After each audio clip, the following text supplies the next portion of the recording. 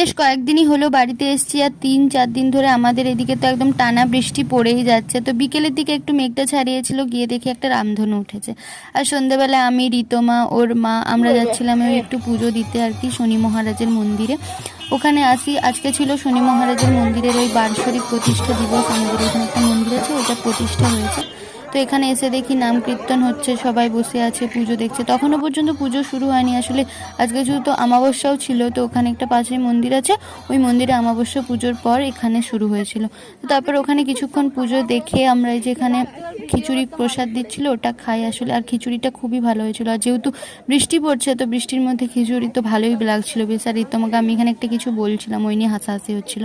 তো তারপর ওই যে দেখতে পাচ্ছ দূরে মন্দিরটা, কালী মন্দির, ওখানেই পুজোটা আসলে হচ্ছিল, আর ওই পাশেই খাওয়ানো হচ্ছিল।